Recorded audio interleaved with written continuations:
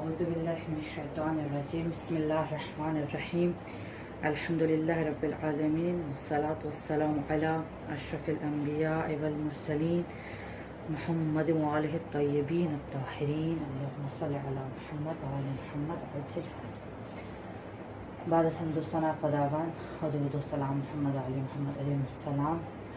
हम पिछले दर्स में बयान कर चुके हैं कि इस्लाम को अकीद और अमल के लिहाज से दो हिस्सों में तकसीम किया जाता है और हमारा जो ज़ेर बहस है वो अमल यानी फ़ुरूए दीन कि जिस पर अमल करने के तीन रास्ते हैं, तीन तरीके हैं। इज्तिहाद है कि वो इतना अहले इल्म हो कि अहकाम को कुरान और सुन्नत और अक़्ल अजमा के ज़रिए हासिल करे।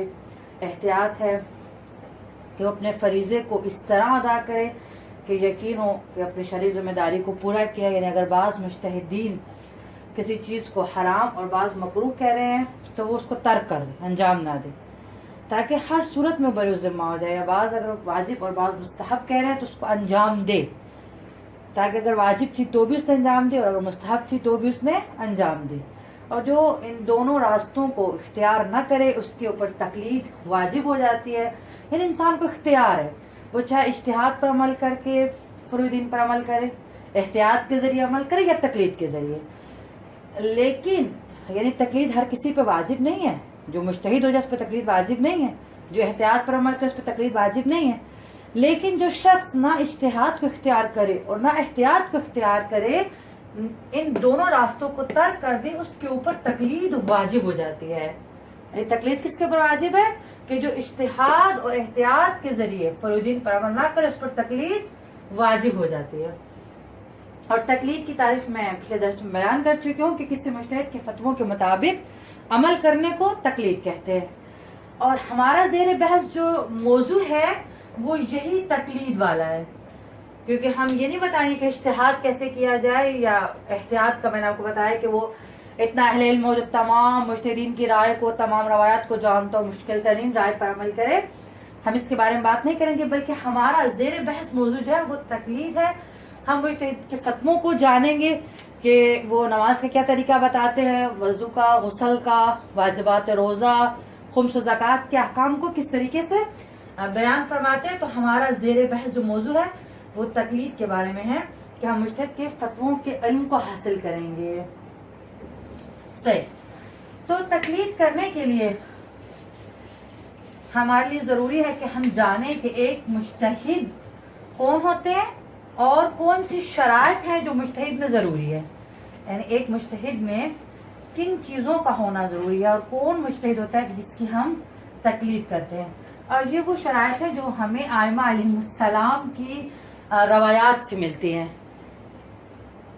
मुज्तहिद की शराइत यानी हमें रवायात से मिलती हैं कि मुज्तहिद में ये शराइत होनी चाहिए। आइमा मासूमीन की रवायत से कि जिस शख्स में ये शराइत है तो उनकी तरफ तुम अपने मसाइल में रुजू करो। और यही रवायत है कि जिनको हम तकलीद के लिए दलील के तौर पर लेकर आते हैं। सही, मुज्तहिद की पहली शर्त यह है कि वो मर्द हो। पहली शर्त है कि वो मर्द हो। अब इसका मतलब बिल्कुल ये नहीं कि औरत इज्तिहाद नहीं कर सकती, औरत इज्तिहाद कर सकती है। और हमारे अपने मजहब शिया में बहुत सी खवातीन हैं जो इज्तिहाद तक पहुंची हैं। हम देखते हैं कि अलामा हिल्ली के खानदान की खवातीन थी और शहीद बाकुर सदर की बहन बिनतुल हुदा जो मुज्तहिदा थी। तो औरत इज्तिहाद कर सकती है, बस फर्क यह है कि जब वो इज्तिहाद करती है तो फिर वो अपने मसलों पर खुद अमल करती है, फिर वो तकलीद की मोहताज नहीं रहती। लेकिन उसकी कोई दूसरा तकलीद नहीं करता। सिर्फ फर्क है क्योंकि ये जाहिर है कि खुदा ने मर्द और औरत की जिम्मेदारियों को तकसीम किया है, तो इसमें कोई औरत की यानी उसकी कोई कमी या उसकी कोई तौहीन नहीं है कि वो मसलन उसकी तकलीद ना की जाए। नहीं, ये जिम्मेदारियां हैं जो कुछ जिम्मेदारियां खुदा ने मर्द को दी हैं और कुछ औरत को दी हैं। तो औरत बिल्कुल इज्तिहाद कर सकती है, इल्म दीन हासिल करे, मुज्तहिदा बने। जब वो इज्तिहाद करेगी तो फिर वो किसी की तकलीद नहीं करेगी। फर्क ये है कि कोई दूसरा भी उसकी तकलीद नहीं कर सकता। जिसकी हम तकलीद करते हैं उसके लिए मर्द होना जरूरी है कि वो मर्द हो, जिसकी हम तकलीद करें वो मर्द हो। दूसरी शर्त है वो बालिग हो। بالغ ہو یعنی مرد کے لیے بالغ کب ہوتا ہے کہ جب اس کے 15 سال ہجری یعنی ہجرت کے لحاظ سے جو سن ہجری ہیں وہ 15 سال اس کے پورے ہو جائے تو وہ بالغ ہو جاتا ہے. اس سے پہلے اس کی تقلید نہیں کی جا سکتی. تیسری شرط یہ ہے کہ وہ عاقل ہو، بیوقوف نہ ہو، پاگل نہ ہو، دیوانہ نہ ہو. ظاہر اس نے علم دین حاصل کرنا ہے. جیسے کہ بعض ہمارے کانسیپٹ بھی ہے کہ بعض والدین کیا کرتے ہیں کہ ان کے جو بچے ذہین نہیں ہوتے یا مثلا ان کا پڑھائی کی طرف دھیان نہیں ہوتا تو اس کو مدرسوں میں ڈال دیتے ہیں. نہیں، ایک عالم دین کو عاقل اور بالغ اور ہوشیار اور زمانے کو سمجھنے والا ہونا چاہیے کہ اس نے لوگوں کے ایمان کو بچانا ہے. تو مجتہد کیا ہونا چاہیے؟ عاقل ہونا چاہیے. چوتھی شرط یہ ہے کہ وہ شیعہ اثنا عشری ہو. شیعہ اثنا عشری. اثنا عشری 12 کو کہتے ہیں، عربی میں 12 کہتے ہیں اثنا عشر. شیعہ اثنا عشری ہو یعنی وہ 12 اماموں کا ماننے والا ہو. کیوں؟ کیونکہ ہم دیکھتے ہیں کہ ہمارے شو میں بہت سے گروہ ہیں، بہت سے اور زیادہ فرقے آ گئے ہیں. بعض جو ہیں وہ شیعہ تو ہیں لیکن وہ صرف 6 اماموں کو مانتے ہیں. بعض جو ہے وہ امام زین العابدین کے بعد کسی اور طرف چلے گئے. بعض امام جعفر صادق علیہ السلام کے بعد کسی اور طرف چلے گئے. بعض نے اصلاً امام کہا کہ بس امامت ہی 6 پر ختم ہو گئی. تو اگر وہ اس عقیدے کو مانتا ہے تو ہم اس کی تقلید نہیں کر سکتے. مجتہد کے لیے ضروری ہے کہ وہ شیعہ اثنا عشری ہو یعنی 12 اماموں کا ماننے والا ہو. 12 اماموں کا ماننے والا ہو، پھر ہم اس کی تقلید کر سکتے ہیں. اگلی شرط یہ ہے کہ وہ حلال زادہ ہو. حلال زادہ ہو. اس سے اگلی شرط یہ ہے کہ وہ زندہ ہو. وہ زندہ ہو. بس یہ جو شرط ہے کہ وہ زندہ، اس میں آپ کو تھوڑی سی وضاحت کر دوں کہ جو خود تقلید ہے وہ 2 طرح کی ہے.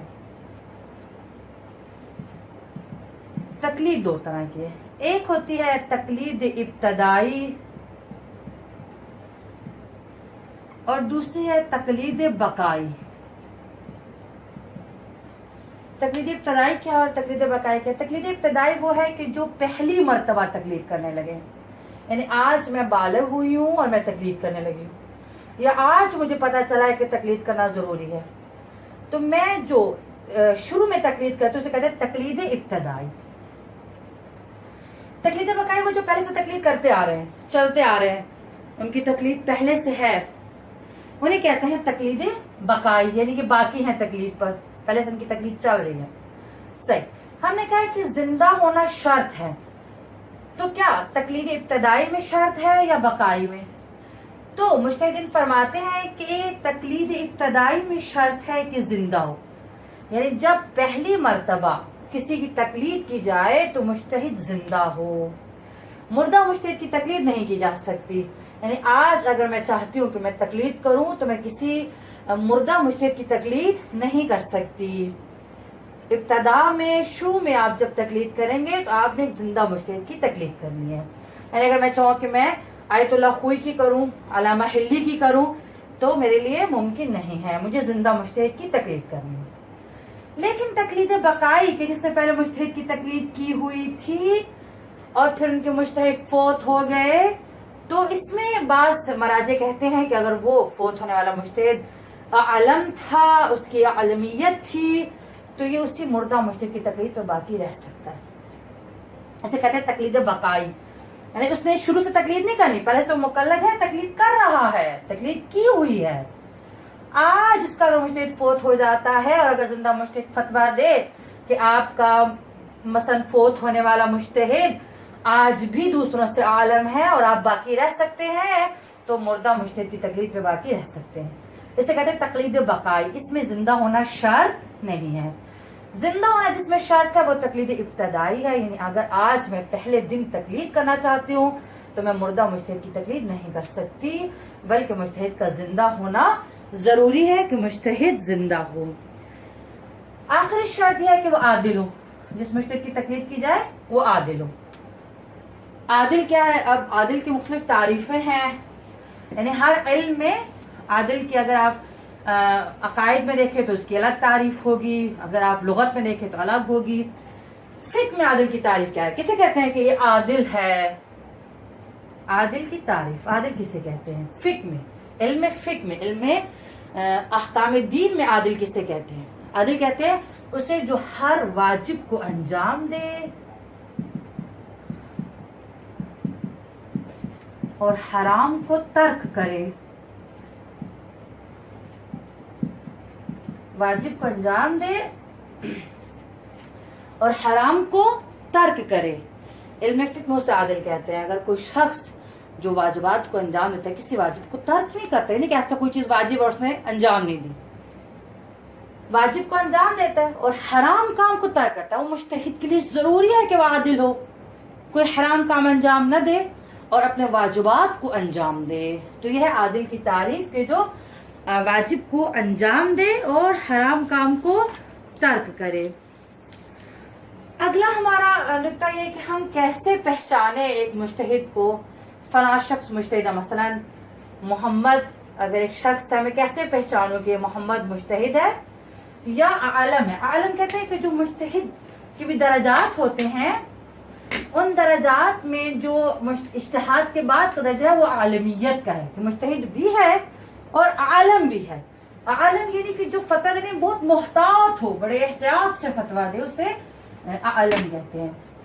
تو ہمارا اگلا جو مسئلہ ہے وہ یہ ہے کہ مجتہد اور عالم کو کیسے پہچانا جائے، یعنی مجتہد اور عالم کی پہچان کے طریقے۔ کیسے ہم پہچانے کہ فلاں شخص مجتہد ہے؟ تو پہلا طریقہ جو مجتہد اور عالم کو پہچاننے کا ہے وہ یہ کہ کسی انسان کو خود یقین آ جائے، کسی انسان کو خود یقین آ جائے۔ اچھا کیا مطلب یقین آ جائے؟ میں گھر بیٹھی ہوں، مجھے الہام ہو جائے مثلا فلاں شخص مجتہد ہے؟ نہیں، کسی انسان کو یقین آ جائے وہ خود صاحب علم ہو، یعنی وہ علم کے اس درجے پر ہو کہ وہ مجتہد کو پہچان سکے، وہ خود صاحب علم ہو اور مجتہد کی پہچان کی صلاحیت رکھتا ہو۔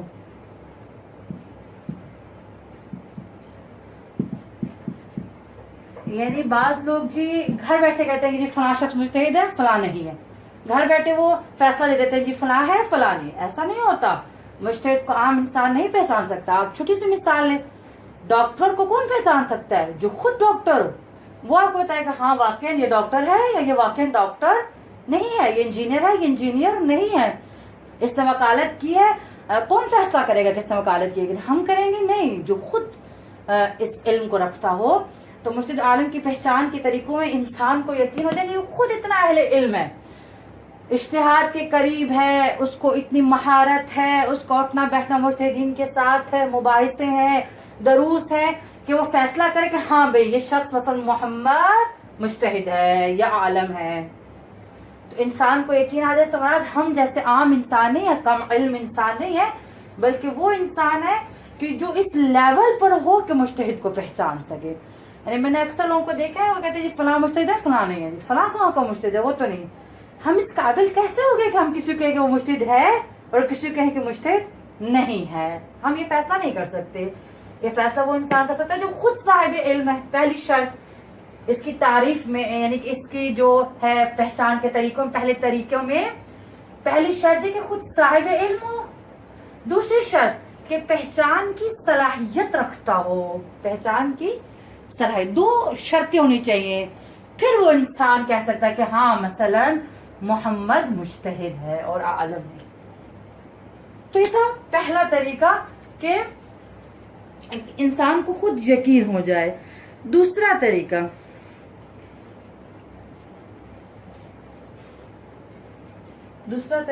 دو عادل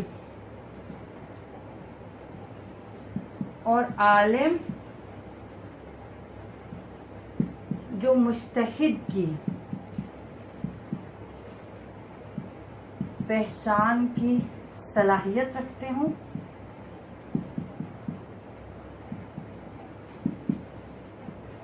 گواہی دیں.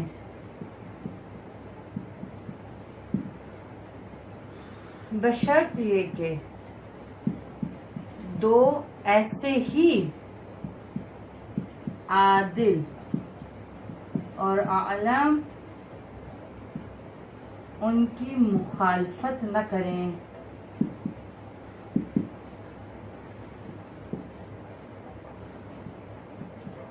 سے دو عادل اور عالم یعنی دو ایسے اشخاص جو عادل بھی ہیں، اور عادل سے مراد میں نے بھی آپ کو بتایا کہ فقہ میں عادل کسے کہتے ہیں، جو واجبات کو انجام دے، محرمات کو ترک کرے. عالم بھی اہل علم ہے، اور کیسا عالم ہے کہ مجتہد کی پہچان کی صلاحیت رکھتا ہے. یعنی ایسا نہیں ہے جیسے ہم تھوڑا بہت علم حاصل کر لیں اور کہیں کہ جی عالمہ ہوگی عالم ہوگی، نہیں. ایسا عالم جس کی شرط ہے کہ مجتہد کی پہچان کی صلاحیت رکھتے ہوں. یعنی دوسرے طریقے میں اگر آپ دیکھیں تو کتنی شرطیں ہیں. پہلی بات وہ عادل ہو، دوسری بات وہ عالم ہو، تیسری بات کہ مجتہد کی پہچان کی صلاحیت رکھتے ہو. 3 شرطیں صحیح وہ گواہی دے.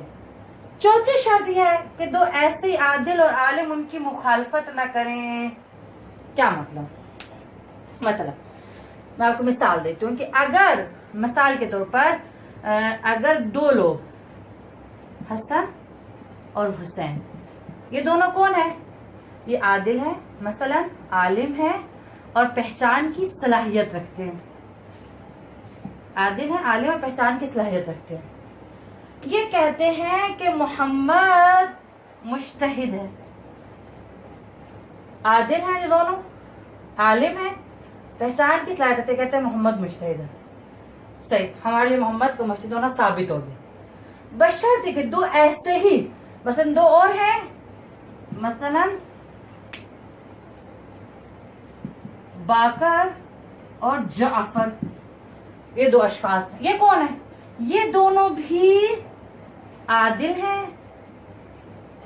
عالم ہیں اور پہچان کی صلاحیت رکھتے ہیں. تینوں کوالٹیز ان میں بھی ہے، عادل بھی ہے، عالم بھی ہے، پہچان کی صلاحیت بھی رکھتے ہیں. یہ کہہ دیں کہ محمد مجتہد نہیں ہے. انہوں نے کہا ہے اور انہوں نے کہا نہیں. اب ہمارے لیے محمد کو مجتہد ہونا ثابت نہیں ہوگا اور ہمیں مزید تحقیق کرنی پڑے گی. 2 عادل اور عالم جو مجتہد کی پہچان کی صلاحیت رکھتے ہو گواہی دیں. بشرط یہ کہ 2 ایسے ہی سے کیا مراد ہے؟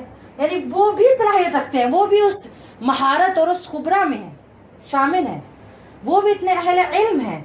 ایسے ہی عادل اور عالم ان کی مخالفت نہ کریں.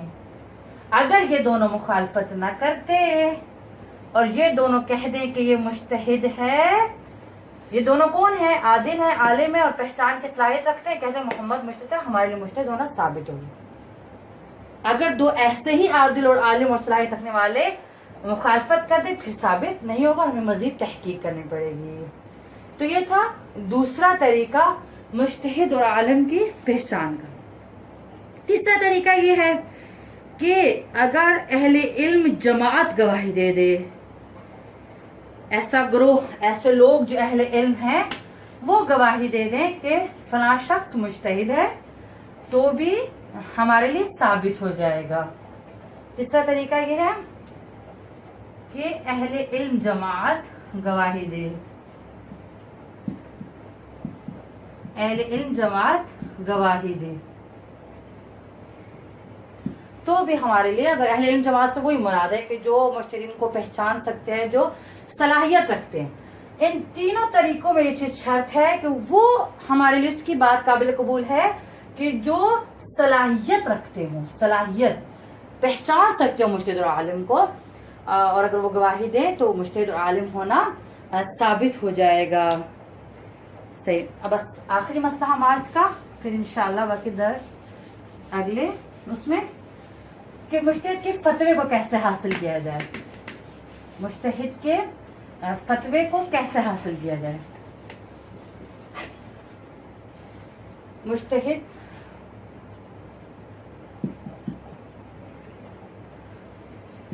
کے فتوے کو حاصل کرنے کے طریقے. مجتہد کے فتوے کو حاصل کرنے کے طریقے. पहला तरीका यह है कि इंसान खुद मुज्तहिद से सुने। आप गए हैं अपने मुज्तहिद के पास और आपने सवाल किया और उन्होंने आपको जवाब दिया। खुद मुज्तहिद से सुने, ये पहला तरीका। उनके सामने बैठे, सवाल किया, उन्होंने जवाब दिया, तो ये पहला तरीका है कि खुद मुज्तहिद से सुने। दूसरा तरीका कि दो आदिल अशखास से सुने। दो आदिल अशखास से सुने, यानी जो फतवा जानते हैं, बयान करते हैं, जानने वाले हैं फतवे को, वो दो आदिल अशखास बताएं। तीसरा तरीका काबिल इत्मीनान शख्स से सुने। अगर आपको किसी को यकीन है कि आलिम दीन मुझे सही फतवा बताएगा, सही रहनुमाई करेगा, वो आपको फतवा बताता है, तो वो आपके लिए काबिल अमल है। काबिल इत्मीनान शख्स से सुने, ये तीसरा तरीका। और चौथा तरीका ये है कि मुज्तहिद की किताब से पढ़े।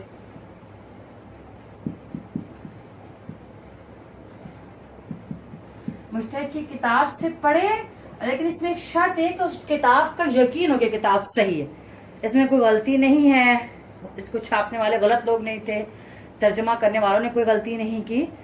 तो मुज्तहिद की किताब से पढ़े बशर्त ये कि उसकी सेहत के बारे में इत्मीनान हो। मुज्तहिद की किताब से पढ़े बशर्त उसकी सेहत के बारे में इत्मीनान हो, सही होने के बाद, सही होने के बारे में, उसकी सेहत के बारे में इत्मीनान हो कि किताब सही है, इसमें कोई गलती नहीं है, इसको सही लोगों ने छापा है, तर्जमा किया है, इसका यकीन है। तो ये मुज्तहिद के फतवा हासिल करने के 4 तरीके हैं। इंशाअल्लाह खुदा हमें इल्म दीन सीखने, उस पर अमल करने की तौफीक अता फरमाए। अल्हम्दुलिल्लाह रब्बिल आलमीन।